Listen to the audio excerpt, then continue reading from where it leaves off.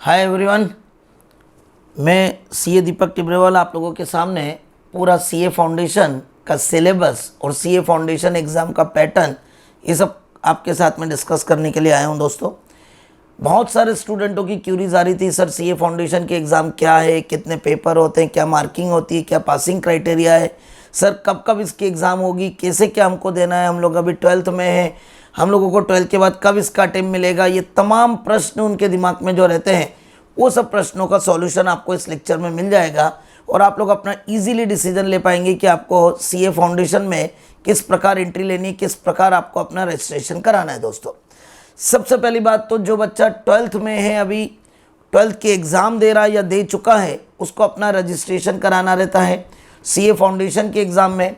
पहले बच्चों को 10th के बाद ही अपना रजिस्ट्रेशन कराना रहता था और वो लोग 12th की एग्ज़ाम के जस्ट बाद सीपीटी के एग्ज़ाम जून अटेम्प्ट में ही दे सकते थे। दोस्तों, आज की तारीख में सबसे पहले ये कन्फ्यूज़न क्लियर कर लें कि 12th के जो स्टूडेंट है उनको अपना पहला अटेम्प्ट नवंबर में मिलता है, पहला अटेम्प्ट जून में मिलने वाला सिस्टम फिनिश हो गया है। इंस्टीट्यूट ने बोल दिया है कि आपको सबसे पहली बात अपना 12th की एग्ज़ाम देनी है, 12th के बाद आपको हम समय देंगे और 12th वाले स्टूडेंटों को पहला अटेम्प्ट नवंबर में मिलेगा। तो सबसे पहले तो ये कन्फ्यूज़न दूर कर दें कि बहुत सारे पुराने व्यक्ति, पुराने आपको जो गाइड करने वाले हैं, वो बोलते थे कि 12th के एग्ज़ाम जस्ट खत्म होते से 2 महीने का समय मिलता है और जून अटेम्प्ट मिल जाएगा, सीपीटी के एग्ज़ाम देंगे। तो मैं आपको बता दूं, सीपीटी की एग्ज़ाम खत्म हो चुकी है। अब इंस्टीट्यूट सीए सीपीटी की एग्ज़ाम को बंद कर चुका है। नाउ सीए फाउंडेशन अब आप लोगों के लिए बिल्कुल है। सीए फाउंडेशन में कुछ पेपर आपके सब्जेक्टिव हैं, कुछ पेपर आपके ऑब्जेक्टिव हैं। सर, बहुत सारे हमारे मन में उठते हुए प्रश्न, बहुत सारे उठते हुए हमारे दिमाग में क्वेश्चन आ रहे हैं, क्या पहले से सीपीटी से सीए फाउंडेशन टफ हो गया है? टफ जैसी कोई बात नहीं होती है दोस्तों, सब कुछ आसान है। पढ़ने वाले स्टूडेंटों के लिए कहीं कोई दिक्कत नहीं है। हाँ, बोल सकता हूँ कि सिलेबस अब अच्छे लेवल पर पहुँच चुका है। अपनी इंस्टीट्यूट की जितनी तारीफ़ की जाए उतनी कम है। वो हर कुछ समय बाद अपने कोर्स को रीशेड्यूल करते हुए आप लोगों के लिए एक अच्छा नए सिनेरियो के अनुसार एक कोर्स लेकर आती है। तो दोस्तों, सबसे पहली बात रजिस्ट्रेशन प्रोसीजर की बात करेंगे हम लोग। सीए फाउंडेशन में आप किस प्रकार रजिस्ट्रेशन कर सकते हैं। आपका 12th का रोल नंबर अगर आ चुका रहता है तो आप अपना प्रोविजनल रजिस्ट्रेशन सीए इंस्टीट्यूट की साइट पर जाके आप अपना प्रोविजनल रजिस्ट्रेशन करा सकते हैं। आपको एक सर्टेन फीस उसमें जमा करानी पड़ती है, ऑनलाइन पेमेंट करना पड़ता है। आप साइबर पे कर सकते हैं या खुद के यहाँ से भी कर सकते हैं। आपको उसमें 12th का रोल नंबर अपलोड करना पड़ेगा। आपको उसमें अपने कुछ डॉक्यूमेंटेशन रहते हैं वो आपको अपलोड करने पड़ते हैं। जब आपकी 12th की एग्ज़ाम कंप्लीट हो जाती है, 12th का रिजल्ट आ जाता है, तो 12th के रिजल्ट की मार्कशीट आपको अपलोड करनी पड़ती है। वो 12th का पासिंग सर्टिफिकेट और स्कूल लिविंग सर्टिफिकेट भी आपको रजिस्ट्रेशन में बाद में अपलोड करना पड़ेगा।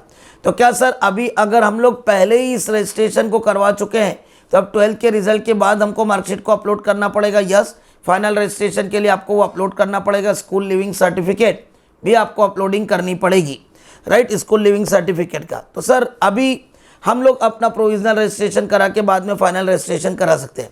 क्या सर, हम लोगों ने रजिस्ट्रेशन की फ़ीस भर दी तो हमारे को मॉड्यूल आ जाएंगे क्या? बिल्कुल आ जाएंगे। आपको मॉड्यूल के लिए अगर मैं बातचीत करूं आपके लिए, तो जैसे ही आपका प्रोविजनल रजिस्ट्रेशन हो गया, आईसीआई आपको इनडायरेक्टली रजिस्टर्ड कर लेती है और आपके मॉड्यूल आपको सेंड कर देती है। स्टडी मॉड्यूल का सीए फाउंडेशन में बहुत इंपॉर्टेंस होता है। हम लोग कोचिंग वाले जितने भी नोट्स देते हैं वो आपके लिए इम्पॉर्टेंट होते हैं, साथ साथ में स्टडी मॉड्यूल अपने आप में बहुत बहुमूल्य योगदान आपको देता है। ओके सर, सेकेंड नंबर पे बातचीत करें कि इसमें कितने पेपर होते हैं। दोस्तों, तो सबसे पहली बात, इसमें अगर मैं बातचीत करूं आपके साथ में, तो यहाँ पे अगर मैं बातचीत आपके साथ की जाए तो दोस्तों यहाँ पे 4 पेपर होंगे। 4 पेपर आपके रहेंगे, जिसमें से 2 पेपर आपके सब्जेक्टिव और 2 पेपर आपके ऑब्जेक्टिव रहेंगे, एमसीक्यूज रहेंगे। क्या सर, 2 पेपर जो सब्जेक्टिव रहेंगे उनमें क्या पूरा जैसे हम 12th में एग्ज़ाम देते हैं बिल्कुल वैसा देना पड़ेगा? यस, बिल्कुल वैसा देना पड़ेगा। और 2 पेपर एमसीक्यू पैटर्न पे होंगे जिसमें आपको नेगेटिव मार्किंग रहेगी। कौन से 2 पेपर आपके एमसीक्यू हैं, कौन से 2 पेपर आपके सब्जेक्टिव हैं, वो हम लोग अभी डिस्कशन में लेंगे। और पेपर का सिलेबस क्या होगा दोस्तों, मैं आपके साथ में पूरे पेपर, पूरे सिलेबस को डिस्कस करके यहाँ पे आप लोगों को सीए फाउंडेशन से पूरा परिचित कराना चाहूँगा। यहाँ पे सबसे पहली बात, पेपर 1 जो आपका रहता है सीए फाउंडेशन का, that is known as principle and practice of the accounting, आपके स्क्रीन के सामने है। पूरा 100 नंबर का पेपर है। आप लोग जानते हैं सीए का कोर सब्जेक्ट होता है अकाउंटिंग। सीए बनना मतलब अकाउंटिंग और टैक्सेशन के फील्ड में अपनी माहिरता लेकर आनी, तो अकाउंट्स तो आपको हर स्टेप पे मिलेगा। सीए में कुल मिला के 3 स्टेजेस में कोर्स होता है, एक सीए फाउंडेशन, एक सीए इंटरमीडिएट और एक सीए फाइनल। दोस्तों 3 स्टेज में अपने को सीए का पूरा कोर्स किया जाता है। उस कोर्स में पहली स्टेज होती है सीए फाउंडेशन, अगली स्टेज होती है, सेकंड स्टेज होती है सीए इंटरमीडिएट, थर्ड स्टेज होती है सीए फाइनल। सीए फाउंडेशन में एक ही ग्रुप होता है जिसमें 4 पेपर होते हैं। सीए इंटरमीडिएट में 2 ग्रुप होते हैं जिसमें पहले ग्रुप में 4 पेपर, दूसरे ग्रुप में 4 पेपर और फाइनल में अगेन वही बातें रहती है। कुल मिला के स्टेज 3 और अपनी एग्जाम 5। बट अगर हम सीए इंटरमीडिएट के दोनों ग्रुप एक साथ देते हैं, फाइनल के दोनों ग्रुप एक साथ देते हैं, तो फिर अपने लिए एग्जाम भी 3 हो गई और स्टेज भी 3 हो गई। पर कई बच्चे इंटरमीडिएट में एक एक करके ग्रुप देते हैं, कई बार दोनों ग्रुप एक साथ देते हैं। 90% आजकल का जो पैटर्न है उसमें दोनों ही ग्रुप बच्चे अटेंड करते हैं और वो 3 स्टेजेस में 3 एग्जाम देकर अपना सीए क्लियर कर लेते हैं। आर्टिकलशिप सीए इंटरमीडिएट के आपके ग्रुप क्लियर करने के बाद होती है दोस्तों, इसलिए अभी अपन आर्टिकलशिप की कोई बात यहाँ पे नहीं करना चाहेंगे। पहली अपन बात करना चाहेंगे हमारी पहली स्टेज, पहली पायदान जो हमारी है वो है सीए फाउंडेशन, जिसके लिए आप लोगों ने रजिस्ट्रेशन प्रोसीजर समझा है कि आप ICAI.org की साइट पर जाएं, अपना रजिस्ट्रेशन करवाएं। उसमें आप अपना 12th का रोल नंबर, अगर 12th पास हो चुके हो तो 12th की मार्कशीट, स्कूल लिविंग सर्टिफिकेट और जो डॉक्यूमेंट की रिक्वायरमेंट है वो आप कर सकते हैं, साइबर के थ्रू कर सकते हैं या खुद अपने आप भी कर सकते हैं। आप वहाँ पर अपनी फीस को जमा करा के रजिस्टर्ड होने के बाद आपका सिलेबस कुछ इस प्रकार है। पहला पेपर सीए फाउंडेशन में principle and practice of accounting. Sir इसमें कौन सा सिलेबस होता है? दोस्तों इसमें मैं आपको बहुत ईमानदारी से बात बोलूं तो मैं एक एक करके अभी आपको पूरा सिलेबस डिस्कस करूंगा। इसमें 11th क्लास पूरा, 12th क्लास पूरा, प्लस कुछ कम से कम 6-7 टॉपिक नए। इसका मतलब 11th प्लस 12th प्लस आप लोगों के लिए कुछ नए टॉपिक और जो आपने न 11th में पढ़े न 12th में पढ़े, कौन कौन से टॉपिक नए आएंगे 11th के अलावा 12th के अलावा, वो हम लोग अभी अपने सिलेबस में पूरा डिस्कशन करेंगे कि किस प्रकार आपका सिलेबस रहता है। दोस्तों ये पेपर आपका पूरा सब्जेक्टिव रहता है दोस्तों, 100 मार्क्स का पेपर है। पूरा पहला पेपर आपका रहेगा, इसमें कोई एमसीक्यू वगैरह का पैटर्न नहीं। मैं आगे थोड़ी देर बाद आपको इसका पेपर पैटर्न भी समझाऊंगा। पेपर पैटर्न के साथ है मेरा सब्जेक्ट अकाउंट्स है दोस्तों, बाकी मेरी पूरी टीम आपके साथ जुड़ी रहेगी। पूरी टीम आपको बताएगी कि भाई कौन कौन से सब्जेक्ट में किस टाइप की एग्जाम होती है और किस टाइप के पेपर का कंटेंट उसके अंतर्गत रहता है। अभी मैं आपको पूरा सीए फाउंडेशन के 4 पेपरों की एक समरी देकर आपको कोर्स से परिचित कराना चाहता हूं। तो दोस्तों पहला पेपर होता है अकाउंट्स का और अकाउंट्स के पेपर पूरा सब्जेक्टिव होता है और ये पेपर पूरा 100 नंबर का होता है। इसमें कोई पार्टीशन नहीं है। सर हमने सुना है बहुत सारे पार्टीशन है, बहुत सारे सब्जेक्ट हैं, पार्टीशन आगे जाके पेपरों में आएंगे, लेकिन अकाउंट्स में कोई पार्टीशन नहीं है दोस्त। पूरा पेपर 100 नंबर का 100 मार्क्स का पूरा पेपर है आपके सामने। दोस्तों मैं इसका सिलेबस डिस्कस करूंगा। दोस्तों अभी मैं पहले अकाउंट्स की पूरी यहाँ पे पेपर पैटर्न पा रहा हूँ, that is our first paper. दोस्तों पेपर नंबर 2 अगर मैं बातचीत करूँ आपसे, पेपर नंबर 2, तो दोस्तों पेपर नंबर 2 में क्या है? Business law and business correspondence and reporting. Interesting topic है, इंटरेस्टिंग आपके लिए यहाँ पे सब कुछ दिया गया है दोस्तों। बिजनेस लॉ मतलब बिजनेस से रिलेटेड जो लॉ रहते हैं वो आपको बताया है, बिजनेस से रिलेटेड कॉरेस्पॉन्डेंस क्या होता है वो बताएगा और उसकी रिपोर्टिंग सिस्टम क्या है ये बताएगा। दोस्तों ये अगेन पेपर आपका सब्जेक्टिव पेपर रहता है दोस्तों, इसमें भी कहीं कोई ऑब्जेक्टिव पैटर्न नहीं रहता है। अगर मैं यहाँ पे बातचीत करूँ आपसे तो ये भी आप लोगों के लिए सब्जेक्टिव पैटर्न पे रहेगा। इसमें 2 सेक्शन बांटे गए हैं। Section A business law 60 marks, इसमें सेक्शन ए में 60 मार्क्स बिजनेस लॉ की बात बोली गई है दोस्तों।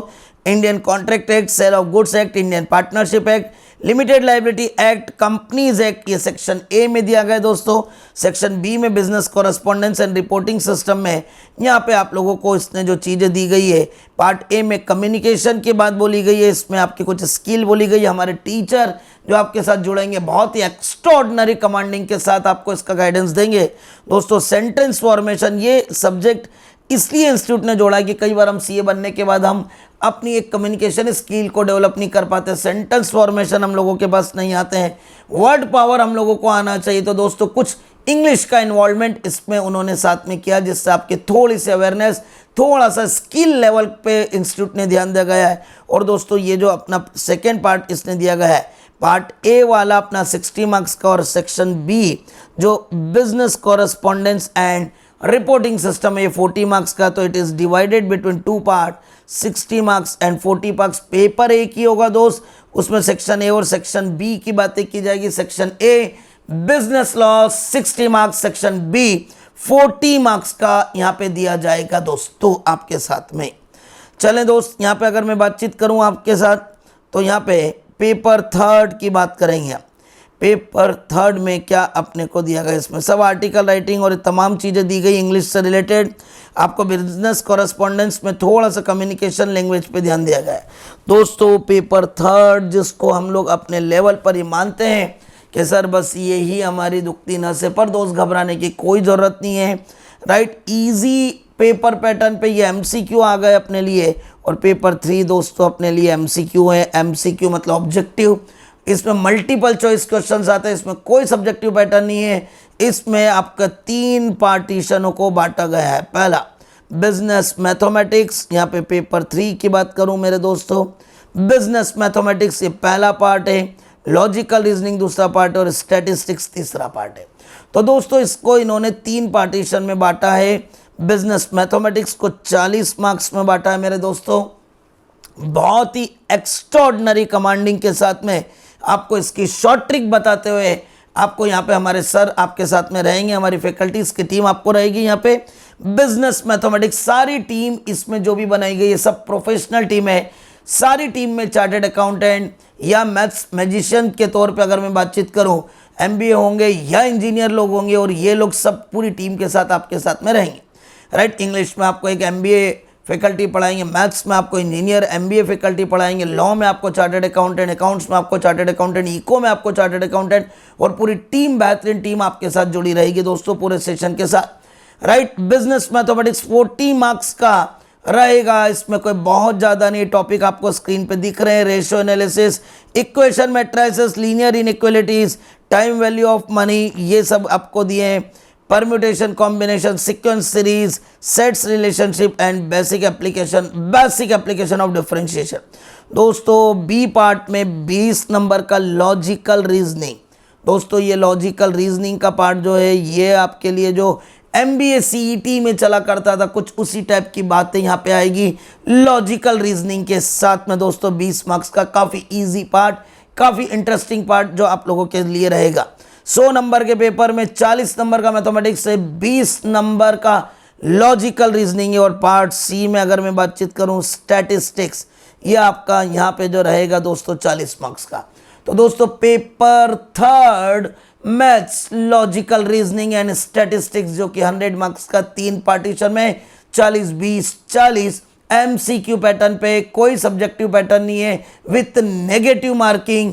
सीधी सी बात करें तो 1 आवर माइनस 0.25 W, एक सही करने पर 1 नंबर मिलेगा, एक गलत करने पर 0.25 नंबर कटेंगे। मतलब सीधी बात है, एक सही करने पर 1 नंबर ले जाओ, एक गलत करने पर 0.25 नंबर कट जाएंगे। जिस क्वेश्चन को अटेम्प्ट ने कहा नहीं करा उसके ना नंबर मिलेंगे ना नंबर कटेंगे। पूरे क्वेश्चन अटेम्प्ट करना कोई कंपलसरी नहीं है, जितने आते हैं उतने करो, नहीं आते मत करो। अगर आपने को कुछ रिस्क लेनी हो तो भी आप देखें कि यहाँ पर रिस्किंग फैक्टर भी क्या होता है। अगर आपने 5 क्वेश्चन करे हो दोस्तों और 1 सही करा और 4 गलत हो गए तो भी आपको खोने को कुछ नहीं है, क्योंकि 1 सही पे 1 नंबर मिला और 4 गलत पे 4 × 0.25 मतलब 1 नंबर कटा, तो कुल मिला के आपका 0 पे रहा। अगर टोटल आपने मान लीजिए 90 क्वेश्चन करे, अगर इस पेपर में 90 क्वेश्चंस की बात करूं, अगर मैं इस क्वेश्चन में मैं कुछ एग्जांपल के माध्यम से समझाऊं कि आपने 90 क्वेश्चन करे अगर सपोज करें, और 90 में से अगर मैं ऐसा मानूं आपके साथ में कि आपके 70 करेक्ट हैं, राइट, ये 70 करेक्ट है तो 70 × 1 70 मिलेंगे, और जो आपके 20 गलत है उसमें 0.25 से आपके 5 नंबर कटेंगे दोस्तों।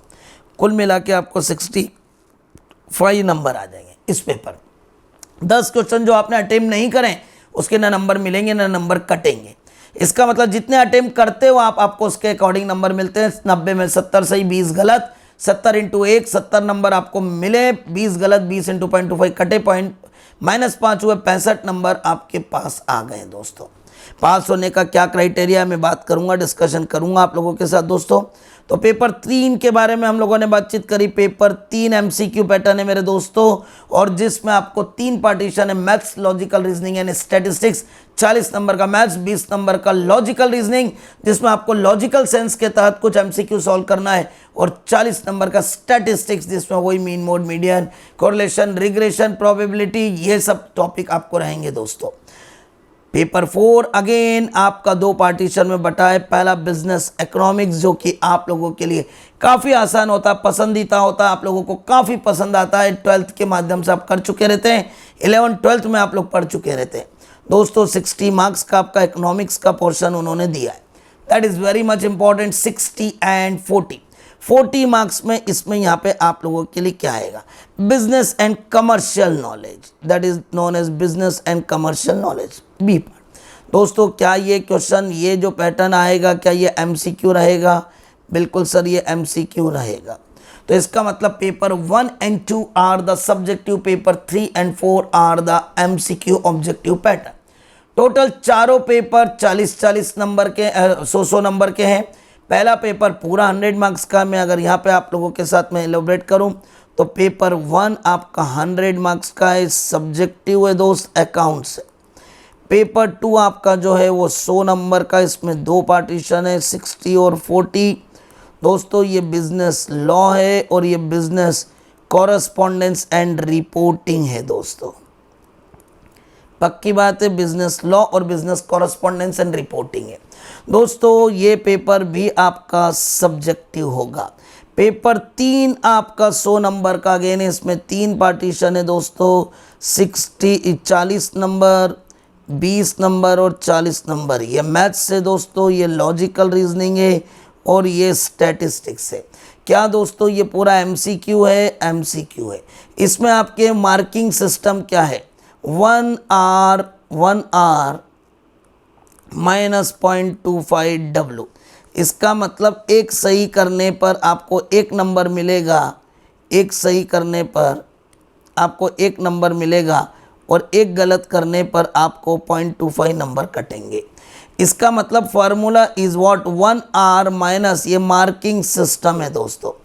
एक सही करने पर 1 नंबर मिलेंगे, एक गलत करने पर 0.25 नंबर कटेंगे। मैंने अभी आपको एग्जांपल लिया, 100 क्वेश्चन थे आपके पास। यहाँ पे मैं अगर बातचीत करूँ, 100 क्वेश्चन थे आपने, राइट। इसमें से आपने 90 अटेम्प्ट करे, 10 अटेम्प्ट नहीं करे, इसका कुछ नहीं मिलेगा। 90 में से आपके 70 करेक्ट हैं और 20 आपके रॉन्ग है। 70 करेक्ट पे आपको 70 नंबर मिले, 20 रॉन्ग पे आपको 5 नंबर कटे और आपके टोटल 65 नंबर आपके हाथ में आ गए दोस्तों। ये आपका पेपर 3 था। पेपर 4 की बात करूं मेरे दोस्तों तो अगेन 100 नंबर का है, राइट। इसमें आपको 2 पार्टीशन में दिए हैं, 60 और 40। पहला 60 में उसने दिया इकोनॉमिक्स आपको और दूसरे में दिया उसने कि आपका last 4th part business economics और बिजनेस एंड कमर्शियल नॉलेज। यहाँ पे आपको जो दिया उसने वो बिजनेस एंड कमर्शियल नॉलेज की बात करी है। तो दोस्तों ये रहा आपके लिए business and commercial knowledge, and commercial knowledge. दोस्तों ये भी एमसीक्यू है, इसमें भी आपको 100 क्वेश्चन आएंगे। सर एक क्वेश्चन की मार्किंग 1 नंबर की रहेगी, यस एक क्वेश्चन की मार्किंग 1 नंबर की रहेगी। टोटल आपको 100 ऑब्जेक्टिव इसमें दिए जाएंगे और एक क्वेश्चन 1 नंबर का आपको रहेगा। तो दोस्तों कुल मिला के अगर मैं बातचीत करूं इन शॉर्ट में तो आपको 4 पेपर हैं।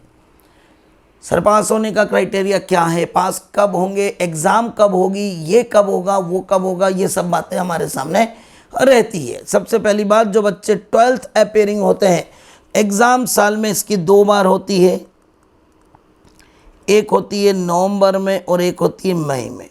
अभी किसी कारणवश अगर मैं बातचीत करूं कि आज जिस समय मैं आप लोगों को ये वीडियो दे रहा हूं तो उस समय कई बार एक परिस्थिति के अनुसार इसकी डेट बढ़ा देते हैं। अभी लॉकडाउन की पोजीशन थी दोस्तों, उस समय इस लॉकडाउन में इसको डेट को चेंज करके उन्होंने जून में लेकर आए। बट अगर इंस्टीट्यूट का फिक्स सिलेबस बात करें तो नवंबर और मई मिलेगा। जो 12th वाले स्टूडेंट अभी 12th की एग्ज़ाम दी उनको अटेम्प्ट मिलेगा नवंबर का दोस्तों, और नवंबर की एग्ज़ाम उनको देनी पड़ेगी। रिजल्ट कब आता है, अप्रॉक्सीमेटली करीब 1.5 से 2 महीने में इसका रिजल्ट आता है और उसके बाद आप पास होने के बाद इंटरमीडिएट में प्रवेश करते हैं। तो दोस्तों पहली स्टेप है, नाम ही क्लियर करता है, stage first CA foundation paper 4 100 number के 4 पेपर, 400 नंबर के पेपर। सर पासिंग क्राइटेरिया क्या है, कैसे हम लोग इसमें बात पास हो सकते हैं? सर पासिंग का क्या नॉर्म्स है, पासिंग नॉर्म्स कैसे होंगे? दोस्तों इंस्टीट्यूट ने बोला है कि आपको इंडिविजुअल सब्जेक्ट में हर सब्जेक्ट में आपको मिनिमम 40 मार्क्स लेकर आना है। दोस्तों मिनिमम 40 नंबर आपके हर सब्जेक्ट में पासिंग क्राइटेरिया है। और दोस्तों एग्रीगेट की बात करूं मैं, एग्रीगेट परसेंटेज आप लोगों के लिए दोस्तों बात करूं तो 50% होना चाहिए। इसका मतलब ये कि टोटल 400 में से आपको पास होने के लिए 200 नंबर चाहिए। पर रिमेंबर वन थिंग, हर सब्जेक्ट में आपको इंडिविजुअली 40% चाहिए और ओवरऑल आपको 50% चाहिए। दोस्तों अपने यहाँ के कई स्टूडेंट ऐसे हैं जिन्होंने फर्स्ट अटेम्प्ट में बेंचमार्क डिसाइड किया हुआ है। अपने यहाँ के स्टूडेंट साक्षी जैन ने ऑल ओवर इंडिया में अपना एक बेंचमार्क डिसाइड करके और अकाउंट्स में 100 आउट ऑफ 100 नंबर लाकर खुद का, हमारा सबका नाम रोशन किया है। बहुत सारे student, lot of student Sakshi Jain 100 out of 100 I, benchmark decide हुआ अकाउंट्स में। ऑल इंडिया लेवल पर उसने अपने अकाउंट्स में ये नंबर देकर बहुत अच्छा काम किया। हम लोगों के लिए, उसके लिए, परिवार के लिए, सबके लिए अच्छी बात हुई। उसके अलावा कई और बहुत सारे स्टूडेंट हैं जिन्होंने पिछले कई अटेम्प्टों में कंटिन्यूसली अच्छा परफॉर्मेंस देके ऑल इंडिया रैंकिंग हासिल करी है। रोशनी राजा ने, बहुत सारे स्टूडेंट हैं जिनके मैं नाम अगर यहाँ पे नोटिंग करूँ तो बहुत सारे ढेरों स्टूडेंट हैं जो कि अपने मेरिट में अपना नाम लेकर आ चुके हैं। उसमें अकाउंट्स का अपना एक महत्वपूर्ण योगदान होता है और अकाउंट्स में उनके नंबर जो रहते हैं 90 एबो लेकर आते हैं। जिसने थोड़ी सी मैथ्स में मेहनत कर ली दोस्त, उसको बहुत अच्छा काम हो जाता है, क्योंकि इको आप लोगों का पावरफुल होता है। इको एमसीक्यू भी है, इको के नंबरिंग आपको अच्छे भी आते हैं, तो इको आपके लिए सपोर्टिंग दौर पे रहता है। इको आपके लिए एक प्लस पॉइंट में रहता है। इको के नंबर जो पेपर 4 में रहते हैं वो आप लोगों के लिए दूसरे पेपरों को सपोर्ट करते हैं। सर मेरे अगर किसी पेपर में अगर ऐसे में मानूं कि सर एग्रीगेट का मतलब क्या, सर मेरे को अगर मान लीजिए यहाँ पे अकाउंट्स हुआ, ये हुआ, थर्ड पेपर का मेरा यहाँ पे ये हुआ और फोर्थ पेपर का मेरा ये हुआ। सर अगर मैं यहाँ पे बातचीत करूँ कि मेरे जो नंबर आ रहे हैं वो अगर मेरे को यहाँ पे नंबर 45 आए, सर यहाँ पे 48 आए, सर यहाँ पे मेरे को 60 आ गए, और टोटल में बातचीत करूँ 45 प्लस 48 प्लस 60, राइट, और यहाँ पे सर मेरे को 47 नंबर आ गए, 47। क्या सर मैं पास हो जाऊँगा? तो दोस्तों अगर आप टोटल चेक करते हैं 45 प्लस 48 प्लस 60 प्लस 47, ये 200 नंबर आपको आ गए। 400 में से आपको चाहिए थे 200, आ गए। मिनिमम हर सब्जेक्ट में आपके 40 से ऊपर है। एग्रीगेट आपके 50% बन चुके हैं और आप अपना सीए फाउंडेशन के एग्ज़ाम को क्लियर कर चुके हो।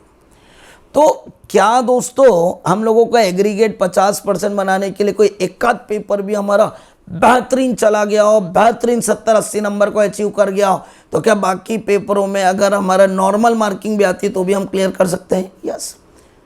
अपने यहाँ के जितने स्टूडेंट हो दोस्तों, मैंने देखा है आज की तारीख में बच्चों को, वो बच्चे हल्की फुल्की बातें करते ही नहीं है, वो तो बात करते हैं सर मेरिट में आने के लिए क्या करना। दोस्तों आज की तारीख में बच्चे इंटेलिजेंट बहुत आते चल रहे हैं, मेरिट की कंपटीशन आगे अच्छी होती चल रही है।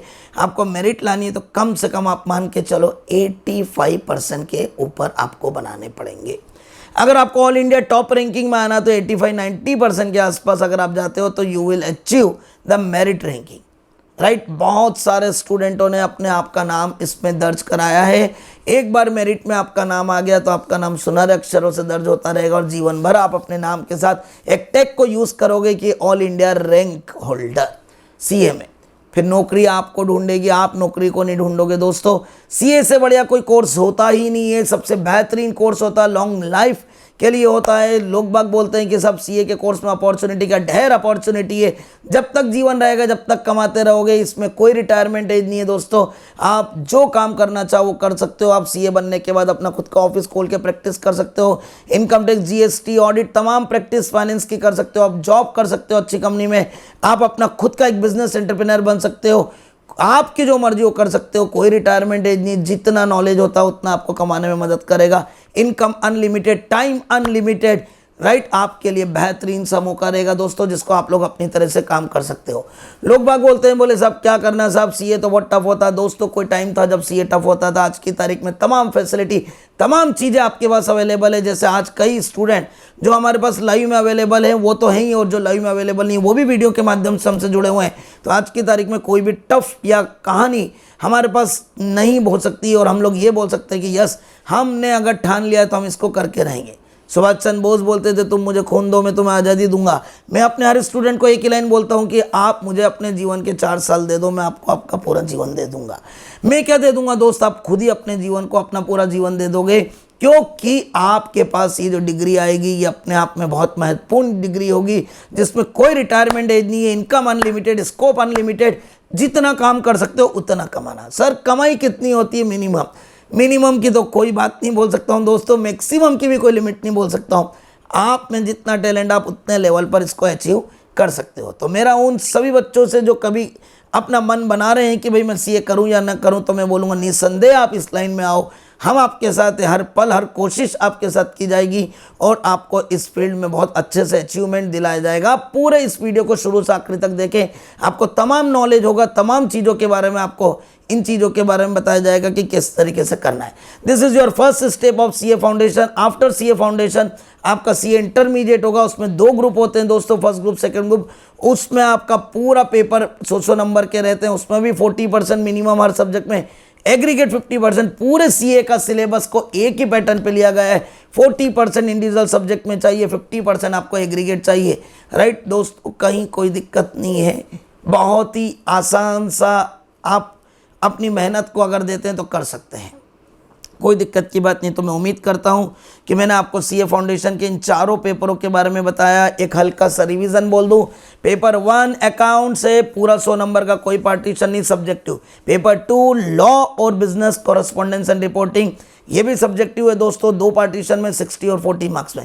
Paper 3 maths, logical reasoning and statistics, 3 part में 40 MCQ पैटर्न है। फार्मूला नेगेटिव मार्किंग का 1 आवर -0.25 W, मतलब एक सही करने पर 1 नंबर मिलेगा, एक गलत करने पर 0.25 नंबर कटेंगे।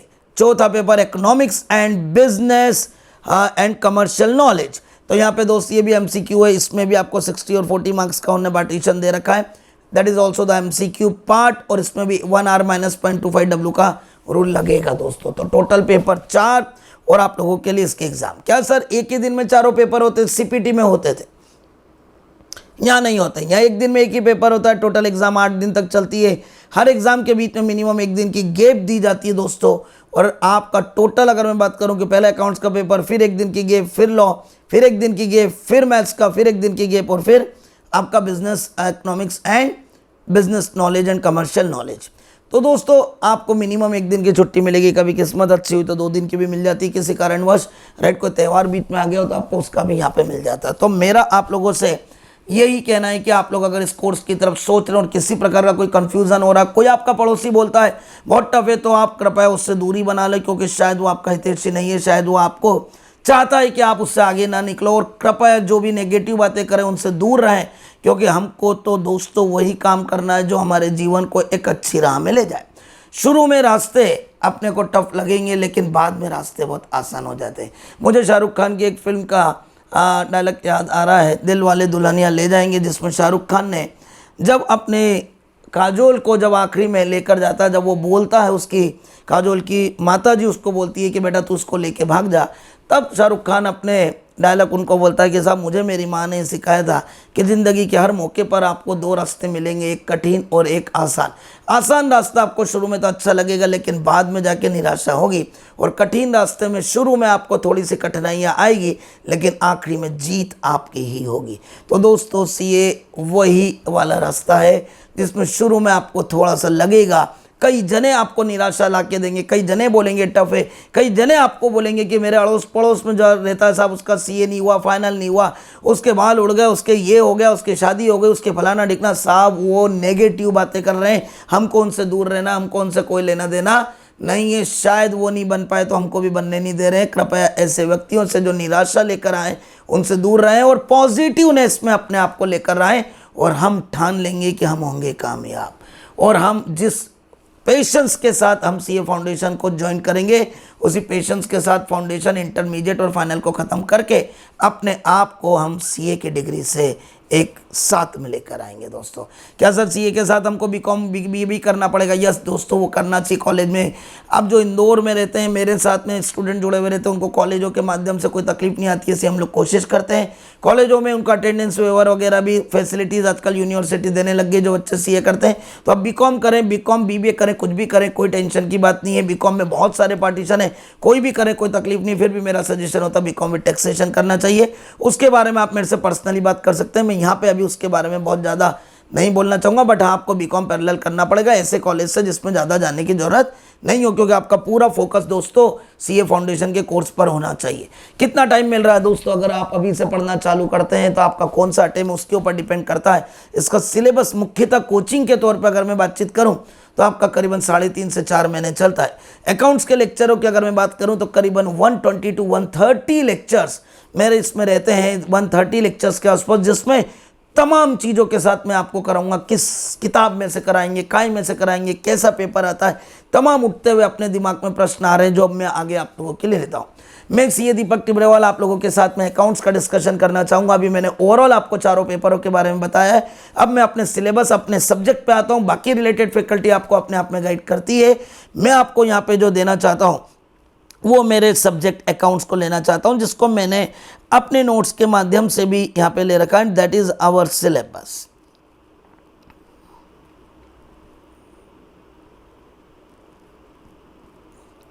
ओके दोस्तों, अगर मैं यहाँ से लेकर आऊँ तो देखिए आप पेपर 1 यहाँ पे अगर अपन बातचीत करें 3 आवर्स 100 मार्क्स सब्जेक्टिव पेपर कैसा आता है मैं अगले पीडीएफ में आपको पेपर भी डिस्कस करूंगा अकाउंट्स का। मैं वो पीडीएफ भी आपके साथ में डिस्कस करूंगा। लास्ट अटेम्प्ट में जो पेपर आया हुआ था उस अटेम्प्ट को भी मैं, उस पेपर को भी मैं आपके साथ में डिस्कशन करके और आपको कॉन्फिडेंस दिलाऊंगा कि आप बहुत ईजीली इसमें 80-90 नंबर ला सकते हैं। दोस्तों सबसे पहली बात थ्योरेटिकल एस्पेक्ट की बात करते हैं हम लोग। सबसे पहली बात इसमें थ्योरेटिकल बातें आती है, राइट। वही 11th क्लास की बात है दोस्तों जो हम लोगों ने पढ़ी थी जब हम लोग 11th में आए थे, बचपने में थे। हमको हमारे टीचर सिखाते थे what do mean by accounting, what do mean by book keeping, what do mean by accountancy, what are the objective of accounting, what are the functions of accounting. दोस्तों पहला टॉपिक वही है meaning and scope of accounting. दोस्तों आप जरा check कर लें, that is your first topic, meaning and scope of accounting. Second आपको याद हो 11th क्लास में तो accounting concept, principle and convention. Entity concept, मालिक और बिजनेस अलग अलग होता है। गोइंग कंसर्न, बिजनेस हमेशा चलता रहता। मॉनेटरी कंसेप्ट, बिजनेस की एक लैंग्वेज होती है मनी, जिसमें हर चीज़ को अपने को मनी में कन्वर्ट करना पड़ता है। ड्यूअल एस्पेक्ट कंसेप्ट, हर एंट्री के 2 जगह प्रभाव होते हैं। दोस्तों ये क्यों दिया? क्योंकि उसका नाम ही सिलेबस का फाउंडेशन है। वो आपको बेसिक से तैयार करना चाहता। कोई नॉन कॉमर्स वाला बच्चा, पीसीएम वाला बच्चा है तो उसको कम से कम यहाँ के इन सब चीज़ों का नॉलेज होना चाहिए। जो 11th-12th कॉमर्स वाला बच्चा है, जिसने 11th-12th में हो सकता है कुछ कमजोरी रखी हो, कोई चीज़ को आसानी से नहीं लिया हो, कोई चीज़ को ढंग से नहीं पढ़ा हो, तो वो यहाँ पे अच्छे से पढ़े ताकि कोई कमी ना रह जाए। क्योंकि सीए का यूँ तो फुल फॉर्म बोला जाता है दोस्तों चार्टर्ड अकाउंटेंट, पर इसके और भी कई नाम है और मैं इसका नाम देता हूँ कमिटेड फॉर एक्यूरेसी। मतलब आप अगर चार्टर्ड अकाउंटेंट बन रहे हैं दोस्तों तो आप एक्यूरेसी के लिए जाने जाओगे, परफेक्टनेस के लिए जाने जाओगे, कंप्लीटनेस के लिए जाने जाओगे, पर्याप्त नॉलेज के लिए जाने जाओगे। तो दोस्तों कहीं कोई मन में कमी नहीं रह जाए, कोई मन में तमन्ना बाकी नहीं रह जाए नॉलेज के लिए लेते हुए। तो दोस्तों हम लोग यहाँ पे accounting concept, principle and convention, इसका भी नाम कॉमर्स वाले बच्चे सुन चुके हैं। अकाउंटिंग टर्मिनोलॉजी जो आपने 11th क्लास में काफ़ी दिन तक सुनी थी, what do mean by capital, assets, debtors, creditors, bills payable, आपके गुड्स क्या होते हैं, परचेस क्या होती है, सेल्स क्या होती है, एक्सपेंसेस क्या होते हैं, इनकम क्या होती है, बैड डेट्स क्या होता है। तमाम बातें जो आप लोगों ने 11th क्लास में शब्दों के माध्यम से समझे थे, उस समय आप जो समझ चुके थे उनको एक बार रिपीट करना है दोस्तों। कैपिटल एंड रेवेन्यू एक्सपेंडिचर ये भी एज सच हम लोग पढ़ चुके हैं, बट ये सीए में काफ़ी इंपॉर्टेंट टॉपिक होता है। अगर मैं बात करूं तो पिछले कई अटेम्प्टों से इसका बहुत इंपॉर्टेंस आता जा रहा है। और इसका क्वेश्चन, एक इम्पॉर्टेंट क्वेश्चन की बात ये कि हम अपने खर्चों का बंटवारा कैसे करेंगे, हम अपने खर्चों को कैसे बांटेंगे कि वो खर्चा कैपिटल है कि रेवेन्यू, हम अपने खर्चों को कैसे चेक करेंगे कि वो खर्चा हमारा किस टाइप का दिया हुआ है। तो दोस्तों अगर मैं यहाँ पर बातचीत करूँ आपके साथ में तो हमको कैपिटल एंड रेवेन्यू खर्चे में बंटवारा करना है। कॉन्टिजेंट असेट्स क्या है, कॉन्टिजेंट लाइबिलिटीज़ क्या है, इन सब चीज़ों के बारे में हम लोगों को देखना है। और दोस्तों ये भी अपने आप में एक बहुत इंपॉर्टेंट थ्योरेटिकल है। तो अभी तक की बात करूं तो सीए फाउंडेशन के लेवल पर ये चौथी यूनिट का अपना एक बेहतरीन इंपॉर्टेंस रहेगा। हम लोग जब अभी अपने सिलेबस को चालू करेंगे दोस्तों, तो मैं पहला चैप्टर ये लेता हूं और उसके बाद में धीरे धीरे करके मैं तमाम चैप्टरों के साथ में आप लोगों को इसकी बातें बताऊंगा। अकाउंटिंग पॉलिसी क्या होती है, when we are making the accounts, जब हम अकाउंटिंग करते हैं तो हमें मालूम होना चाहिए दोस्तों हमारी अकाउंटिंग पॉलिसी क्या है, हम किस टाइप से अकाउंटिंग पॉलिसी बना सकते हैं, कैसे फॉलो करेंगे, हम लोगों को यहाँ पे चेक करना रहता है, right. Accounting as a measurement of principle valuation, principle का हम स्टॉक का वैल्यूशन कैसे करेंगे, अकाउंटिंग एस्टीमेट हम लोग कैसे करेंगे, ऐसे तमाम तरह की चीज़ों को हम लोगों को यहाँ पे देखना पड़ता है। दोस्तों we all know that accounting is based on accounting standard, जहाँ देयर आर डिफरेंट अल्टरनेटिव्स होते हैं, डिफरेंट ऑप्शंस होते हैं, वहाँ उनमें से एक सर्वोच्च ऑप्शन को हमको सिलेक्ट करना पड़ता है। उस सर्वोच्च ऑप्शन को सिलेक्ट करके हमें उसी के अनुसार अकाउंटिंग करनी पड़ती है। तो what do mean by accounting standard, concept क्या है, ऑब्जेक्टिव क्या है। अकाउंट्स के कुछ मानक होते हैं, अकाउंट्स के कुछ रूल्स होते हैं, अकाउंट्स के कुछ ऐसी बातें होती है जहाँ डिफरेंट अल्टरनेटिव्स को समाप्त करते हुए कॉमन अकाउंटिंग के फंडामेंटल को अपनाया जाए, जिसे अकाउंटिंग स्टैंडर्ड कहते हैं, वो अपने को करना है। इंडियन अकाउंटिंग स्टैंडर्ड क्या है, कॉन्सेप्ट एंड ऑब्जेक्टिव क्या है। तो दोस्तों ये जो मेरा पूरा पार्ट था मेरे दोस्तों, ये था थ्योरेटिकल, ऑब्जेक्टिव, ये थ्योरेटिकल। सर सीए फाउंडेशन में थ्योरी का कितना इंपॉर्टेंस है, अगर मैं बातचीत करूं आपको तो थ्योरी कम से कम आपको यहाँ पे थ्योरी या उसका एमसीक्यू या ऑब्जेक्टिव पैटर्न या ट्रू फॉल्स ये सब मिला लें दोस्तों, मैं बताऊंगा अप्रोक्सीमेटली करीब 20 नंबर के आसपास की थ्योरी आती है, जिसमें आपको शॉर्ट आंसर भी आ गए, एक डायरेक्ट थ्योरी भी आ गई और ये सब रहता है। मैं पेपर आपको अभी डिस्कस करूंगा तो आपको समझ में आ जाएगा किस टाइप का पेपर आता है, किस टाइप के क्वेश्चन आते हैं, किस टाइप का बंटवारा पेपर में दिया जाता है, कितने क्वेश्चन आते हैं, कितने करने रहते हैं, क्या कोई चॉइस आती है, पार्टीशन आते हैं, क्या न्यूमेरिकल आते हैं, क्या थ्योरी आती है, क्या ट्रू फॉल्स आते हैं, क्या शॉर्ट आंसर आते हैं, वो सब अभी डिस्कस करेंगे दोस्तों। बट थ्योरी का अपने आप में बहुत इंपॉर्टेंस होता है दोस्तों। अब मैं आ रहा हूँ यहाँ पे अकाउंटिंग प्रोसेस पे। अकाउंटिंग दोस्तों 11th क्लास से अपनी यादों को ताज़ा करें। सर अभी तक भी हमने थ्योरी जो पढ़ी वो हम लोगों ने 11th क्लास की बातें ही करी है सर। अब हम लोग अपनी अकाउंटिंग पे आ रहे हैं, बुक्स ऑफ अकाउंट्स बनाना। दोस्तों ये जो बुक्स ऑफ अकाउंट्स है यहाँ पे जो बोला है आपको, इसमें इनडायरेक्टली आपको बुक्स ऑफ अकाउंट्स में क्या क्या चीज़ें आपके साथ में आती। आप अगर थोड़ा सा यहाँ पे बुक्स ऑफ अकाउंट्स में देखेंगे तो तमाम चीज़ें आ जाएगी, जर्नल एंट्री, राइट। यहाँ पे लेज़र, मैं भी आपको बताऊंगा लेज़र, ट्रायल बैलेंस इसने दिया ही है, सब्सिडरी बुक आ जाएगी, कैश बुक आ जाएगी, तमाम तरह की बातें इसमें आ जाएगी। मतलब वही journal, laser, trial balance, BRS, तमाम वही 11th वाली बातें। तो पहले books of accounts, journal, laser, subsidiary book, cash book को कैसे बनाया जाए। देन फिर हम लोग बातचीत करें दोस्तों प्रिपरेशन ऑफ ट्रायल बैलेंस बनाएंगे, हम अपनी गलतियों को सुधारेंगे, रेक्टिफिकेशन ऑफ एरर सीए में इस टॉपिक का बेहतरीन इंपॉर्टेंस है दोस्तों, सदाबहार टॉपिक है, पसंदीदा टॉपिक है। सीए की इनहेरेंट क्वालिटी होती है, सीए करता क्या है, ऑडिट करता है, ऑडिट करते समय क्लाइंट क्या गलती मिली, उस गलती को सुधराना पड़ता है। इसका मतलब सीए को जर्नल एंट्री तथा रेक्टिफिकेशन ऑफ एरर पे कमांड करना बहुत जरूरी है। तो this is your very important topic for the examination purpose, right. अगर मैं अभी तक के टॉपिकों की बात करूं तो ये टॉपिक आपके एग्जाम में एक महत्वपूर्ण भूमिका निभाता है। बीआरएस, बैंक रिकंसिलिएशन स्टेटमेंट, आप लोग जानते हो, कैश बुक से पासबुक, पासबुक से कैश बुक, पर यहाँ कुछ एक्स्ट्रा बातें भी करनी पड़ेगी एडजस्टेड कैश बुक की।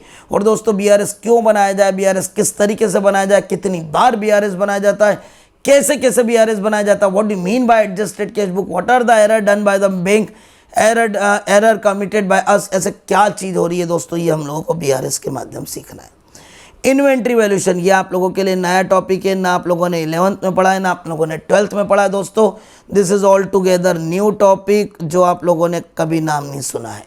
इन्वेंट्री वैल्यूएशन, आप अपने स्टॉक का मूल्यांकन कैसे करोगे। आप लोगों ने 11th क्लास में देखा, आपको फाइनल अकाउंट बनाने का बोला, आपको क्लोजिंग स्टॉक डायरेक्ट देकर रखता है मेरे दोस्तों। लेकिन अगर मैं बात करूं कि वाकई में क्लोजिंग स्टॉक जो आपके यहाँ बच गया उसका मूल्यांकन कैसे किया जाए, उसको कैसे वैल्यू किया जाए, उसको किस तरीके से हम वैल्यू करेंगे, ये तमाम बातें अपने को इन्वेंट्री इसके चैप्टर में आएगी। कॉस्ट ऑफ इन्वेंट्री क्या है, उसका नेट रियलाइजेबल वैल्यू क्या, उसको कैसे बेसिस करूंगा मैं, और किस तरीके से मैं अपने स्टॉक की वैल्यू निकालूंगा दोस्तों, that is your new topic. पांचवा टॉपिक की बात करूं दोस्तों, concept and accounting of depreciation. दोस्तों डेप्रिसिएशन की अकाउंटिंग कैसे करोगे, तमाम मेथड है। आपने 11th क्लास में केवल एसएलएम और डब्ल्यूडीवी सीखी, यहाँ तमाम दूसरी मेथड भी सीखोगे। किस प्रकार आप डेप्रिसिएशन निकालोगे, किस प्रकार आप तमाम दूसरी मेथडों के साथ अपनी असेट्स पर डेप्रिसिएशन लगाओगे, कब कौन सी मेथड फिजिबल है, किस दशा में कौन सी मेथड लगानी है, ये तमाम क्वेश्चनों के आंसर आपको इस चैप्टर में मिलेंगे। नाउ दोस्तों, accounting for special transaction, bills of exchange आप लोग समझते ही हो। Bills of exchange, promissory note, मैंने आपको माल बेचा, मेरे को आपके ऊपर विश्वास नहीं, आपने मुझे बिल लिख के दे दिया, मैंने 3 महीने बाद आपके ऊपर बिल लिखा, आपने एक्सेप्ट करा, 3 महीने बाद मैं गया आपसे पैसा ले लिया, बीच में मैंने बिल को डिस्काउंट करवाया, इंडोर्स कर दिया, तमाम बातें आपको हल्की फुल्की याद आ रही होगी। और बिल्स ऑफ एक्सचेंज की एंट्रियाँ किस प्रकार होगी, चैप्टर कैसे होगा। दोस्तों, नया चैप्टर आप लोगों के लिए आ रहा है, sale of goods on approval basis. ये क्या नया चैप्टर है दोस्तों, ये नया चैप्टर इसलिए कि अगर मेरी दुकान है और मेरी दुकान से मैं अगर किसी कस्टमर को माल अप्रूवल पर देता हूँ, अप्रूवल का मतलब होता है कि पसंद आए तो रखना, अन्यथा वापस कर देना, और मैंने कस्टमर को माल दे दिया, अब मैं उसकी अकाउंटिंग कैसे करूँ, जब तक वहाँ नहीं करता जब तक क्या करूँ, हाँ भरने के बाद क्या करूँ। जब मैं मेरी दुकान से किसी कस्टमर को माल पसंदगी के आधार पर अर्थात दे देता हूँ और बोलता हूँ तू चला के देख ले, तू यूज़ करके देख ले, पसंद आए तो हाँ करना, नहीं तो ना कर देना, उस चीज़ की अकाउंटिंग कैसे की जाएगी वो हमको इस चैप्टर में सीखना है। ये आपने ना 11th में पढ़ा है ना 12th में पढ़ा, this is all together new topic for your CA foundation. Consignment का टॉपिक दोस्तों ये एमपी बोर्ड में रहता था और अब आपके लिए भी नया है। सीबीएसई वाले बच्चों की जान अटक जाती है इस टॉपिक में, थोड़ा सा उन लोगों को इस पे मेहनत ज़्यादा करने की ज़रूरत पड़ती है, पर विश्वास मानी मैं हूँ आपके साथ, राइट। और आपको पूरा अच्छे से इस चैप्टर के साथ परिचय कराते हुए कमांडिंग करूँगा। कंसाइनमेंट का मतलब क्या होता है, जब एक जगह हमारा माल बिकने लगता है, दूसरी जगह भी हमारे माल की डिमांड होने लगती है और दूसरी जगह हम अपने माल को बेचने के लिए अपने एजेंट अपॉइंट कर देते हैं, यहाँ से माल वहाँ बेचते हैं, वहाँ से एजेंट उन्हें बेचता रहता है। इस प्रकार हम एक डिपो खोल लेते हैं जिसे कंसाइनमेंट डिपो कहते हैं। दोस्तों, this is an important topic, new topic which is not covered under your CBSE syllabus. पहले एमपी बोर्ड में से दिया करते थे, अब ऑलमोस्ट ये टॉपिक आप लोगों के लिए नया है दोस्तों, तो ये भी आपके लिए नया है। Average due date, this is very important topic, CA intermediate में था ये पहले, वहाँ से डंप करके यहाँ पे लेके आया उन्होंने, कुछ सिलेबस को इधर लाए, कुछ फाइनल को इंटर में लाए, रीशेड्यूलिंग सिलेबस को करी। और दोस्तों ये भी आप लोगों के लिए बिल्कुल नया टॉपिक है, बिल्कुल न्यू टॉपिक है। Account current, this is also new topic for your course. दोस्तों, नए टॉपिकों का भंडार आता जा रहा है। इन्वेंट्री वैल्यूएशन आया, sale of goods on approval आया, कंसाइनमेंट आया, एवरेज ड्यू डेट आया, अकाउंट करंट आया। ये ना आपने 11th में पढ़े ना आपने 12th में पढ़े।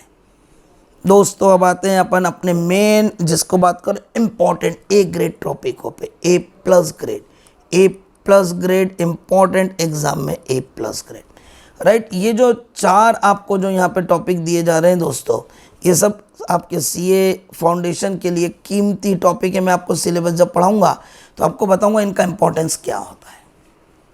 दोस्तों, final account of proprietorship, final account जो आप लोगों ने 11th में पढ़ा था, पर यहाँ पे क्वेश्चन का लेवल थोड़ा सा हाई।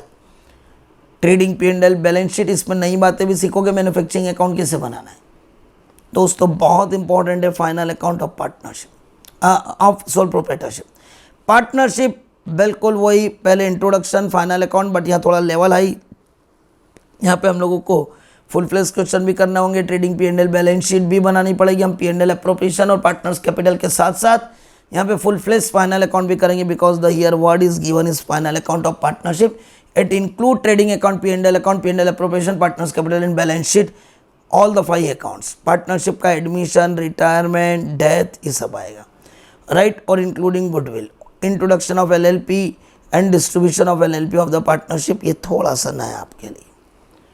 दोस्तों, 12th में आपने NPO पढ़ा था, नॉन प्रॉफिट ऑर्गेनाइजेशन की accounting, that is also very important. Non profit organisation, receipt and payment बनाना, इनकम एंड एक्सपेंडिचर बनाना, बैलेंस शीट बनाना, ये तमाम चीज़ें आप लोगों को पढ़ी थी। दोस्तों, कंपनी अकाउंट के बारे में आ जाए तो कंपनी अकाउंट में क्या है, तो सर शेयर्स है और डिबेंचर है, issue of shares and debenture, forfeiture of shares, reissue of forfeited shares, statement of P&L of the balance sheet, मतलब वही बैलेंस शीट का फॉर्मेट जिसको अपन बात करें, राइट। इसमें हल्का सा इंट्रोडक्शन इसने बोला नहीं है, पर हल्का सा रिडम्पशन ऑफ डिबेंचर भी इसमें आता है। दोस्तों, यूँ आपके इंस्टीट्यूट ने इसे 10 चैप्टरों में बड़े बड़े में बोला है।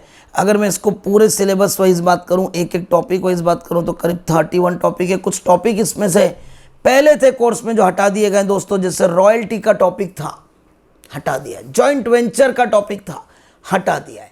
तो कुछ चैप्टर ओमिट कर दिए इंस्टीट्यूट ने। मैं आपको लेटेस्ट सिलेबस के अकॉर्डिंग आपसे बातचीत कर रहा हूँ मेरे दोस्तों, और मैं आपसे वही बात कर रहा हूँ। अगर मैं आपसे पूरा यहाँ पे बात करूँ तो इसके मेरे नोट्स की जो शीट्स है वो आपको इस प्रकार की मिलेगी। That is our notes, CA foundation, that is our booklet schedule.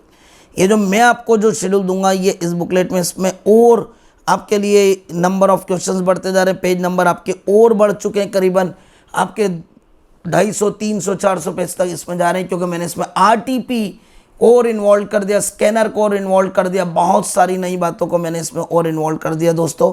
तो अगर मैं यहाँ पे आपके साथ में बातचीत करता हूँ इसको, तो आप ज़रा इस टॉपिक को यहाँ से देख लें।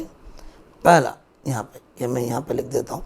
मैंने उन्हीं टॉपिकों को एक एक चैप्टर वाइज बांट दिया। वही meaning and scope of accounting, accounting concept, accounting terminology, capital revenue, contingent assets, accounting policy, measurement, accounting standard, Indian accounting standard. It means 1 to 9 chapter तक थ्योरी आएगी। फिर यहाँ से आएगा बेसिक अकाउंटिंग, मैंने एक एक नाम लिख दिए, journal entry, ledger, trial balance, आप चेक करें, सब्सिडी बुक, कैश बुक, उसने इन सबको एक ही दे दिया, maintenance of books of accounts, rectification of error, bills reconciliation, bank reconciliation, inventory valuation, depreciation, bills of exchange, sale of goods act. ये आप लोगों के लिए बिल्कुल नए टॉपिकों में अगर मैं बातचीत करूं तो ये आप लोगों के लिए हो गया, ये नए टॉपिकों के लिए हो गया, ये नए टॉपिक के लिए हो गया, ये नए टॉपिक हो गए। राइट, आप लोगों के लिए जो यहाँ पे किए जा रहे हैं ये सब नए टॉपिक आप लोगों के लिए जोड़ रहे हैं। पक्की बात, this is your all together बिल्कुल फ्रेश न्यू टॉपिक है दोस्तों। उसके बाद final account of non manufacturing company, final account of manufacturing company, ये आप लोगों के लिए एक नया पार्ट है। पार्टनरशिप अकाउंट्स, जिसमें मैंने आपको पार्टनरशिप में इंट्रोडक्शन दिया, एडमिशन दिया, रिटायरमेंट दिया है, ये तीनों मैंने आपको दिए। Non profit organisation, issue of shares, forfeiture of shares and issue of debenture. तो यूँ देखें तो अपने करीबन 31 टॉपिक आपको रहेंगे। ये आपका सिलेबस रहेगा। सर अब इसमें कौन से टॉपिकों का इंपॉर्टेंस क्या रहेगा, मैं अब आपको ग्रेडिंग बताता हूँ कि कौन से टॉपिक इसमें ए ग्रेड के टॉपिक है, कौन से टॉपिक आपके बी ग्रेड के टॉपिक है। दोस्तों ये जो आखिरी के जो आपके जो टॉपिक है ना, ये सब ए ग्रेड के टॉपिक है। ये सब आपके ए ग्रेड के टॉपिक है। मिनिमम आप मान के चलो partnership, final account, NPO, shares, इन सब से मिला के यहाँ से लेके यहाँ तक के सिलेबस में मिनिमम 50 से 55 नंबर आ जाएंगे, जिसमें आपको फाइनल अकाउंट और आपको एनपीओ, ये दोनों मिला के अगर मैं बातचीत करूँ, फाइनल अकाउंट ये और एनपीओ, इन दोनों में से मिला के आपको एक टॉपिक आएगा। पार्टनरशिप अपने आप में एक आता ही आता है और कंपनी अपने आप में आता है। तो 3 पार्टीशन में एक फाइनल अकाउंट और एनपीओ की जोड़ी है, एक पार्टनरशिप की जोड़ी है और एक कंपनी की है। ये तीनों मिला के मिनिमम 50 से 55 नंबर आना ही आना है। सेकेंड कैटेगरी में बात करूं तो एवरेज ड्यू डेट और अकाउंट करंट, इन दोनों में से आना ही आना है। ये भी मैं ए ग्रेड की बात करूं, अगर मैं इसे भी यहाँ पे जोड़ लूँ तो मैं टोटल यहाँ पे बातचीत करूँगा कि अगर मैं इसको भी यहाँ पे जोड़ लेता हूँ तो दोस्तों मैं नंबर को यहाँ से यहाँ तक लूँगा तो 60 मार्क्स, मिनिमम 60 to 65 मार्क्स हो गए। उसके बाद ये जितने टॉपिक है आप लोगों के लिए, कंसाइनमेंट हो गया, डेप्रिसिएशन हो गया, बीआरएस हो गया, ये यहाँ से लेके यहाँ तक, ये सब आपके बी ग्रेड टॉपिक हो गए। बी ग्रेड टॉपिक टोटल अगर मैं बातचीत करूं तो ये सब टॉपिक मिला के भी बी ग्रेड टॉपिक नहीं बोल सकते, इनका भी आना ही आना। बीआरएस का आता ही आता है, इन्वेंट्री का आता है, डेप्रिसिएशन यहाँ पे अपने को आता ही आता है, right, bills of exchange, sale of goods, consignment, ये आते ही आते दोस्तों। तो ये भी अपने लिए मान के चलो कि करीब 30 से 35 नंबर के टॉपिक रहेंगे। सर थ्योरी कितने की आएगी, राइट, यहाँ से यहाँ तक की बात करूँ तो जर्नल, लेजर, ट्रायल बैलेंस, इनके बहुत कम चांसेस रहते हैं दोस्त, राइट। ये जो टॉपिक होते हैं ये बिल्कुल अपन बात करें सी ग्रेड टॉपिक होते हैं। Basic, journal entry, ledger, trial balance, subsidy book, cash book, इन टॉपिकों को जनरली आपके सीए फाउंडेशन के एग्जामों में नहीं पूछा जाता, नॉलेज के लिए ज़रूरी होते हैं, बट जनरली इनका इंपॉर्टेंस कम होता है दोस्तों। थ्योरेटिकल बात करूँ तो 20 से 25 नंबर की थ्योरी इसमें से रहती है, राइट, यहाँ पर रहता है। तो दोस्तों ये रहा आपके लिए एक पेपर पैटर्न थ्योरी 20 से 25 नंबर की। Bank reconciliation, inventory valuation, depreciation, bills of exchange, sale of goods, consignment, ये आपका 30 से 35 नंबर का। एवरेज ड्यू डेट और अकाउंट करंट, इन दोनों में से तो एक टॉपिक आएगा ही आएगा। एवरेज ड्यू डेट और अकाउंट, इन दोनों में से एक टॉपिक आएगा ही आएगा 8 से 10 नंबर का। एवरेज ड्यू डेट और अकाउंट करंट, दैट बहुत आर टॉपिक डम फ्रॉम द सी इंटरमीडिएट, ये इंटरमीडिएट में थे वहां से इसे डम करके यहाँ पे लेकर आए दोस्तों। बहुत इंपॉर्टेंस, अभी तक एक भी ऐसा अटेम्प्ट नहीं हुआ जिसमें इसका क्वेश्चन नहीं आया। 100% इसका क्वेश्चन आएगा आपके एग्जाम में, जिसको कोई रोक नहीं सकता। Average due date account current A plus grade का टॉपिक है, तो ए प्लस ग्रेड के टॉपिक कौन कौन से होगा? Average due date, account current, final account, NPO, partnership, company account. ये 7-8 टॉपिक आपके करीबन 60 से 65 नंबर आपको देकर जाएंगे। बी ग्रेड टॉपिक में बीआरएस हो गया, डिप्रिसिएशन हो गया, इन्वेंट्री वैल्यूएशन हो गया, कंसाइनमेंट हो गया, राइट, ये सब आपके बी ग्रेड टॉपिक में आ गया है। और इसमें से भी आपको दिया जा सकता है रेक्टिफिकेशन ऑफ एरर। चलें दोस्तों, ये आपको एक सिलेबस के साथ में ही मैंने बताया। पहले मैंने आपको सीए फाउंडेशन के चारों पेपर बताए, अकाउंट्स का सिलेबस, चूंकि मेरा सब्जेक्ट इसलिए मैंने अकाउंट्स का सिलेबस भी बता दिया। एक पेपर भी आपके साथ में डिस्कस करना चाह रहा हूं मैं, हार्डली राइट 10 मिनट में, जिसमें आपको पेपर पैटर्न समझ में आ जाएगा दोस्तों। टोटल कितने क्वेश्चन होते हैं, कोई भी आपका सब्जेक्ट का पेपर हो, 6 क्वेश्चन दिए जाएंगे आपको, 20-20 नंबर के 6 क्वेश्चन दिए जाएंगे। टोटल पेपर 120 नंबर का आएगा, जिसमें से आपको करने रहेंगे 100 नंबर का। मतलब आपको एवरी क्वेश्चन जो रहेंगे 20 × 6 120 नंबर के। उसमें से पहला क्वेश्चन आपका कंपलसरी रहता है, कंपलसरी रहता है, और बाद में से 4 आउट ऑफ 5 क्वेश्चन आपको करने रहते हैं। 4 आउट ऑफ 5 क्वेश्चन आपको एग्जाम में करने रहते हैं। ये भी आपका 20 नंबर का होता है दोस्तों। एवरी क्वेश्चन 20 मार्क्स का रहता है, पार्टीशन उसमें भले दे दे वो, राइट, तो ये भी 20 मार्क्स का होता है, और ये एवरी क्वेश्चन आपके 20 मार्क्स के होते हैं, राइट। तो ये 100 और ये 20 नंबर, टोटल मिला के 120 हुए, जिसमें से आपको 100 करना रहता है। इन 5 में से आपको 4 करना है दोस्तों। पहला क्वेश्चन कंपलसरी, तो टोटल नंबर ऑफ क्वेश्चन जो पेपर में आएंगे वो 6 आएंगे, जिसमें से पहला क्वेश्चन आपका कंपलसरी रहेगा, और बाकी के आपको 5 में से दोस्तों 4 क्वेश्चन करने रहेंगे। हर क्वेश्चन की मार्किंग 20 नंबर की रहेगी दोस्तों। पार्टीशन अंदर ए बी सी ऐसे करके बहुत सारे आ सकते हैं, कोई 8 नंबर का, कोई 10 नंबर का, कोई 12 नंबर का, बट पार्टीशन में आपको क्वेश्चन में पूरा पार्ट करना पड़ेगा। आप ऐसा नहीं कर सकते हो 4th का ए कर लिया, 5 का बी कर लिया, और सर आधा इसका कर लिया, आधा उसका कर लिया, नहीं। आपको चॉइस मिलेगी 2nd, 3rd, 4th, 5th, 6th 5 क्वेश्चनों में से कोई 4 करने की। दोस्तों एक पेपर पैटर्न में आपके साथ में लेकर आया हूँ अकाउंट्स का, जो नवंबर 19 में हुआ था दोस्तों। ये पेपर आपके सामने देख लो, ये आपके सामने उस पेपर का पीडीएफ है। पहला क्वेश्चन नंबर, उसने इंस्ट्रक्शन दे रखी है, देखिए आप इंस्ट्रक्शन में, इंस्ट्रक्शन टू द कैंडिडेट्स, क्या इंस्ट्रक्शन है दोस्तों, जरा अगर हम इनको थोड़ा सा हाईलाइट कर लें। और क्या इंस्ट्रक्शन, पहला, answer to question are to be given only in English except in the case of candidate who have opted for Hindi medium. मतलब एग्जाम आपकी हिंदी मीडियम और इंग्लिश मीडियम दोनों में हो सकती है। अगर आपने हिंदी मीडियम में करा तो हिंदी में, इंग्लिश में करा तो इंग्लिश में, पर हिंदी मीडियम वाले स्टूडेंट भी न्यूमेरिक फिगर इंग्लिश में लिख सकते हैं। रिमेंबर, ऐसा नहीं कि वो अगर फाइनल अकाउंट बना रहे तो टू ओपनिंग स्टॉक को बोले प्रारंभिक स्कंद, राइट, वो टू ओपनिंग स्टॉक लिख सकते हैं। न्यूमेरिकल में इंग्लिश का पार्टीशन चलेगा, मैथ्स में भी इंग्लिश का पार्टीशन चलेगा, हिंदी मीडियम वालों के लिए भी। स्टेट विथ रीजन, पहला क्वेश्चन आ रहा है इसने, क्वेश्चन 1 इज कंपलसरी मेरे दोस्तों, जरा देख लें आप। Question 1 is compulsory and candidate are also required to answer any 4 question from the remaining 5 question. पहला क्वेश्चन कंपलसरी है, बाकी के 5 में से आपको 4 करने रहेंगे। Every question carries 20 marks. तो दोस्तों पहला क्वेश्चन आपके सामने आ रहा है, जो कि आपका ए, क्वेश्चन नंबर 1 का ए पार्ट दोस्तों, ये रहा आपके लिए 2-2 नंबर के 6 क्वेश्चन, 6 × 2 ट्रू फॉल्स टाइप के। इसमें कैपिटल रेवेन्यू आपको ट्रू फॉल्स बताना है कि सही है कि गलत, और छोटे छोटे से आंसर देके आपको आगे बढ़ना है।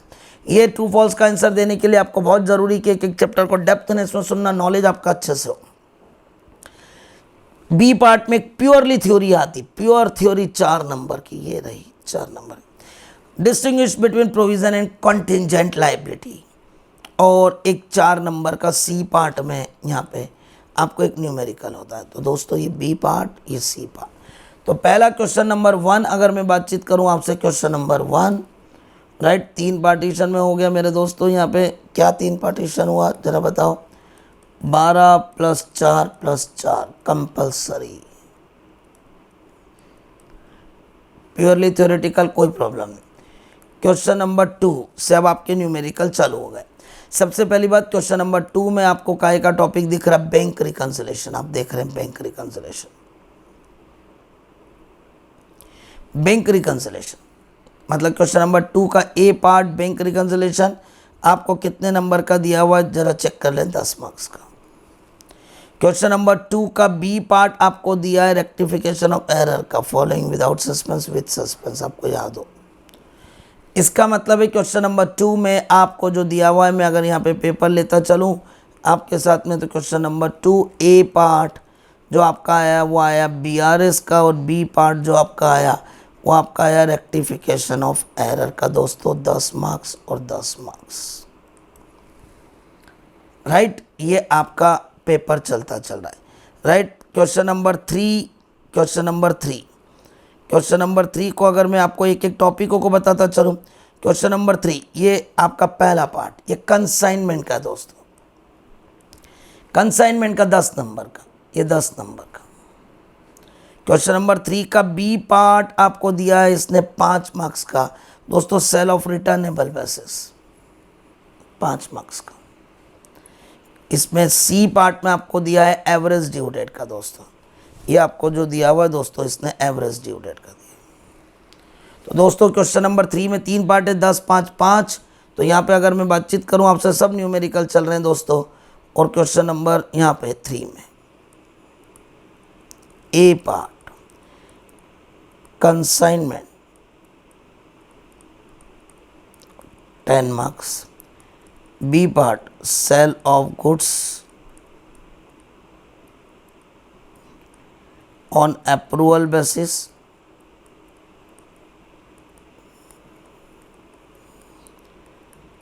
5 मार्क्स का दोस्तों। और यहाँ पे C part average due date, मैंने आपको बताया ही था एवरेज ड्यू डेट 5 मार्क्स का। हो गए दोस्तों 20 मार्क्स, ये आपके लिए तीनों मिला के 20 मार्क्स। क्वेश्चन नंबर 4 की बात करने जाते हैं हम लोग। आप देखना पूरा पेपर कवर अप करता हो 4th में। राइट, अब 3rd में एक इंटरनल चॉइस एक और दे दी। राइट, एक यहाँ पे ये वाला दे दिया इसने, या तो एवरेज ड्यू डेट का करो, और या फिर यहीं पे एक और दे दिया इसने। 3rd के सी पार्ट में एक और में यहाँ पे दे दिया, ये अकाउंट करंट है, ये अकाउंट करंट का है, that is the account current. Right, उन दोनों को दे दिया दोस्तों। 4th का ए पार्ट आ गया पार्टनरशिप पे, याद करो 4th का ए पार्ट पार्टनरशिप पे। और दोस्तों ये रहा आपके लिए पार्टनरशिप 10 नंबर का। 4th का बी पार्ट आ गया इनकम एंड एक्सपेंडिचर पे, आपको इनकम एंड एक्सपेंडिचर दिया है और आपको बैलेंस शीट दी और आपको उससे रिसिप्टेंट पेमेंट बनाना है दोस्तों। राइट, ये आपको दिया है। तो अगर मैं क्वेश्चन नंबर 4 को बात करूं आपके साथ में, तो यहाँ पे क्वेश्चन नंबर 4 आपके लिए 2 तरह की बात लेकर आया है दोस्तों। ये रहा दोस्तों क्वेश्चन नंबर 4, ए पार्ट पार्टनरशिप 10 मार्क्स, और बी पार्ट आपका NPO 10 मार्क्स दोस्तों, दोनों मिला के 20 मार्क्स। पक्की बात। क्वेश्चन नंबर 5 की बातचीत करें मेरे दोस्तों। क्वेश्चन नंबर 5,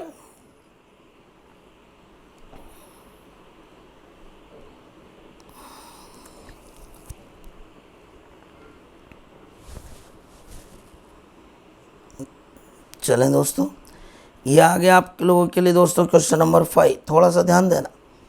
राइट, यहाँ पे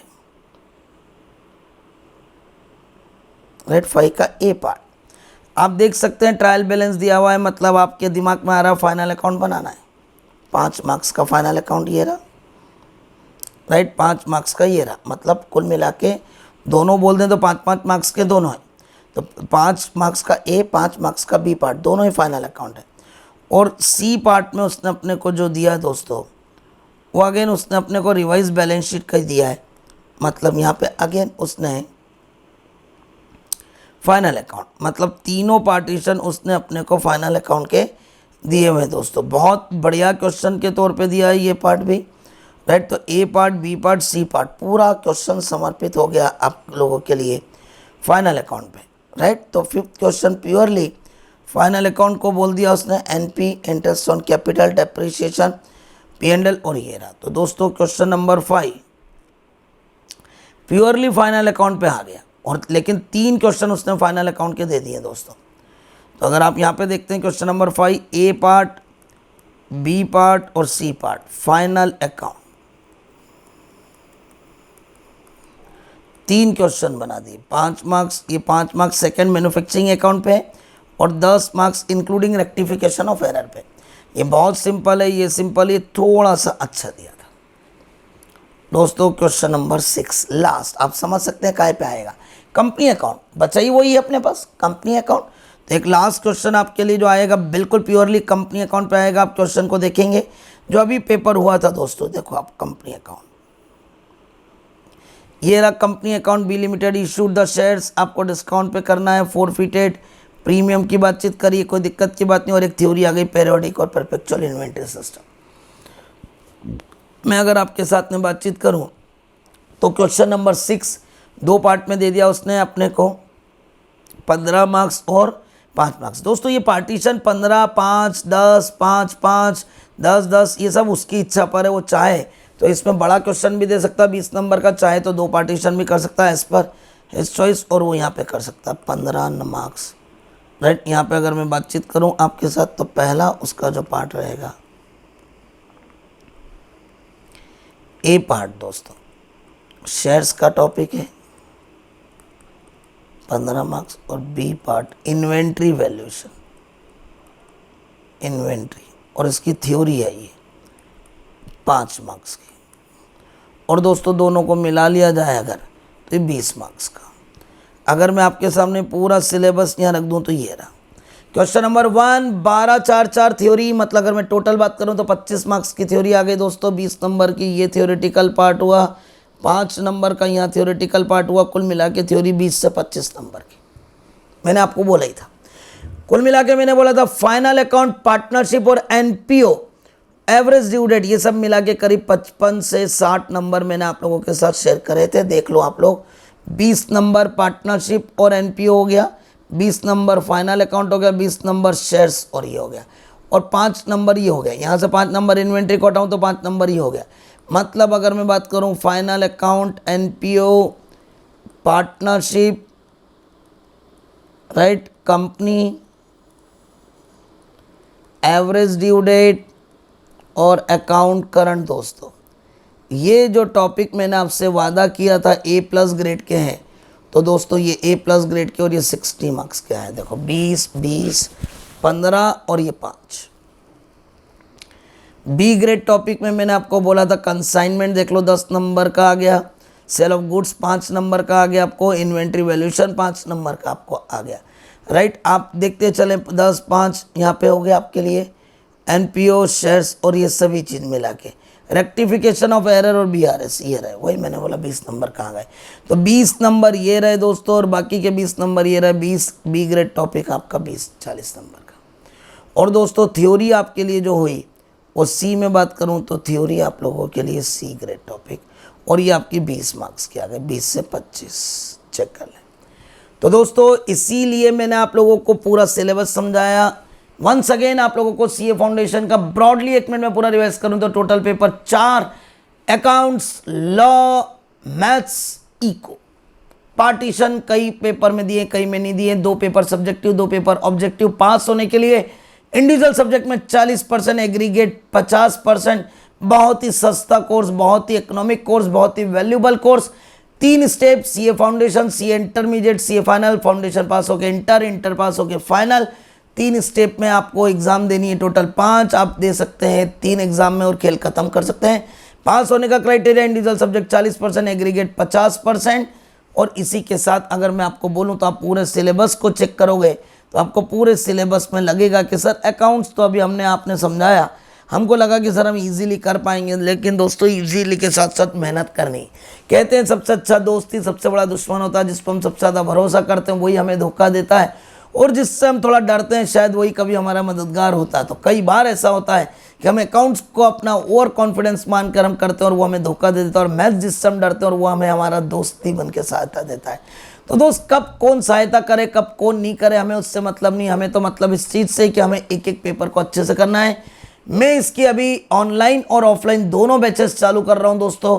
उम्मीद करता हूं कि आप लोग सब जनों को ये लेक्चर अच्छा लगा होगा और आप लोगों को एक लेटेस्ट अपडेट के लिए मैं बार बार सब स्टूडेंटों को बोल रहा हूं कि आप अपना चैनल सीए दीपक टिब्रेवाल प्रोफेशनल एकेडमी सब्सक्राइब करके रखें ताकि आपको रेगुलर नोटिफिकेशन आते रहें। हम लोग उसमें CA foundation, CA intermediate, accounts, tax, तमाम सब्जेक्टों के साथ आपको रेगुलर वीडियो सेंड करते चल रहे हैं। आप लोग हमसे कांटेक्ट कर सकते हैं। अब हम लोग वेब आपके गूगल ड्राइव पे आपको लेक्चर सेंड कर सकते हैं, पेन ड्राइव पे कर सकते हैं, मोबाइल ऐप भी हम लोगों ने ले लिया है, मोबाइल पे भी आप लोगों को लेक्चर प्रोवाइड कर रहे हैं। तो जो स्टूडेंट जिस प्रकार इंटरेस्टेड है, लाइव में आना चाहता है लाइव में आ जाए, अगर वीडियो ऑनलाइन लेना चाहता है, Google drive, pen drive, virtual classes mobile app के थ्रू लेना चाहता है, किसी भी तरह लेना चाहता है, वो लोग हमसे कॉन्टेक्ट कर सकता है। कॉन्टेक्ट नंबर मैंने अपने सभी उस पर दिया हुआ है, आप लोग फिर भी नोट कर सकते हैं। 9406613207, रिपीट 9406613207। सेकेंड नंबर है 9617575488। दोस्तों इन दोनों नंबरों पे आप लोग कांटेक्ट कर सकते हैं। किसी भी प्रकार की जानकारी के लिए हम लोग ऑलवेज आपके साथ हैं, हर संभव आपकी मदद करने को तैयार है, हर संभव आपके करियर को निखारने के लिए हम लोग कटिबद्ध हैं, प्रतिज्ञाबद्ध हैं। Thank you. हम लोग अगले लेक्चरों में अब अपने सिलेबस के साथ मिलेंगे। This is the first introductory lecture to all CA foundation aspirant, right. Thank you.